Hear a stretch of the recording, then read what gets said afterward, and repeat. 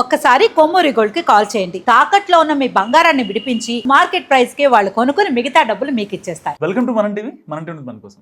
ఖుషి తర్వాత 3 ఏళ్ళు గ్యాప్ తీసుకొని తెలుగులో సమంత నటించిన సినిమా మా ఇంటి బంగారం. ఓ బేబీ తర్వాత నందిని రెడ్డి కాంబినేషన్లో చేసిన ఈ సినిమా చాలా అంచనాలు చాలా మందిలో ఉన్నాయి.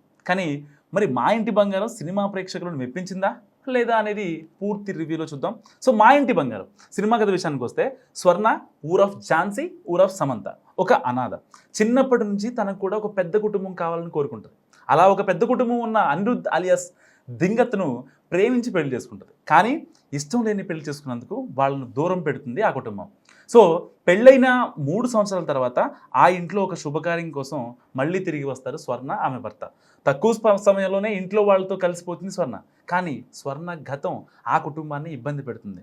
జైల్లో ఉన్న నక్సలైట్ కరుణ అలియాస్ గుల్షన్ దేవయ్యతో ఉన్న వైరం స్వర్ణ కుటుంబాన్ని ఇబ్బందిలో పడేస్తుంది.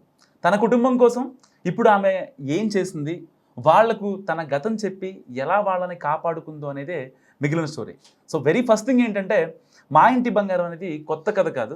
ఎన్నో సినిమాలలో మనం చూసిన ఓల్డ్ ఫార్మెట్ ఒక కమర్షియల్ స్టోరీ అనుకోవచ్చు.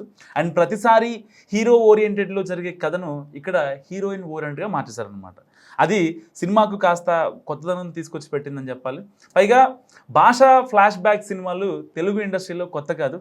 సమంత మా ఇంటి బంగారం కూడా అలాంటి ఒక సినిమా అని చెప్పుకోవాలి. అండ్ ఒక పెద్ద ఇంటికి పెద్ద కోడలుగా వచ్చిన ఈమెకు చాలా పెద్ద ఫ్లాష్ బ్యాక్ ఉంటుంది. ప్రతి సీన్ జరిగే ముందు ఈమె ఎవరో తెలుసా అనే రేంజ్లో ఒక బ్యాక్గ్రౌండ్ స్కోర్ కావచ్చు, ఆ యొక్క బీజియం కావచ్చు ఉంటుంది, ఎలివేషన్ ఉంటుంది. అండ్ ఇంటర్వెల్ వరకు ఇలాంటి కథతోనే నడిపించింది డైరెక్టర్ నందిని రెడ్డి. అయితే అక్కడక్కడ ఎలివేషన్స్ బాగానే వర్కౌట్ అయ్యాయని చెప్పాలి ఒక రకంగా. అంటే ఫస్ట్ హాఫ్ మొత్తం ఈ ఫ్యామిలీ సన్నివేశాలతోనే నటించింది.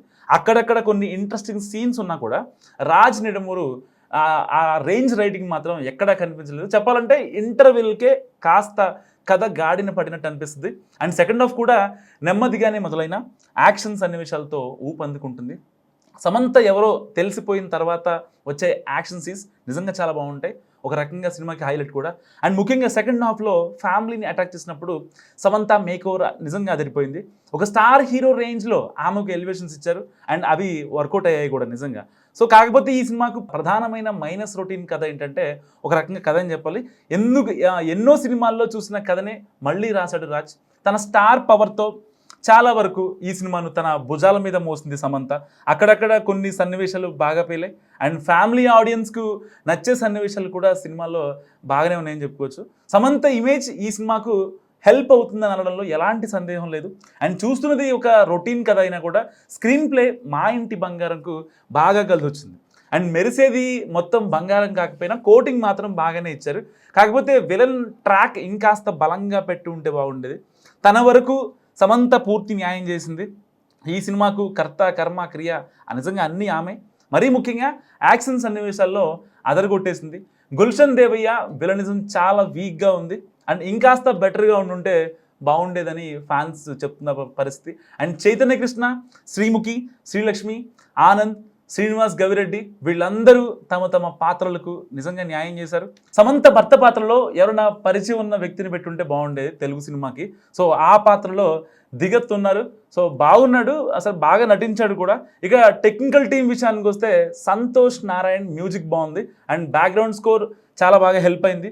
ఎడిటింగ్ విషయంలో ఇంకాస్త జాగ్రత్తగా ఉండుంటే బాగుండేది. అండ్ వెబ్ సిరీస్ మాదిరి అక్కడక్కడ కాస్త ల్యాగ్ అయింది మూవీలో. అండ్ సినిమాటోగ్రఫీ చాలా బాగుంది. సో డైరెక్టర్ నందిని రెడ్డి తన పాత్రకు పూర్తి న్యాయం చేసింది. స్టోరీ రన్నర్ రాజ్ నిడమూరు తీసుకున్న కథ పాతదే కానీ స్క్రీన్ ప్లే బాగుంది. సో ఓవరాల్గా చెప్పాలంటే మా ఇంటి బంగారం action family entertainer. And Samantha ఫ్యాన్స్కి ఇంకాస్త ఎక్కువ నచ్చుతుందని చెప్పొచ్చు. మరి మీరేమనుకుంటున్నారు సినిమా గురించి? మస్ట్గా కామెంట్ చేయండి.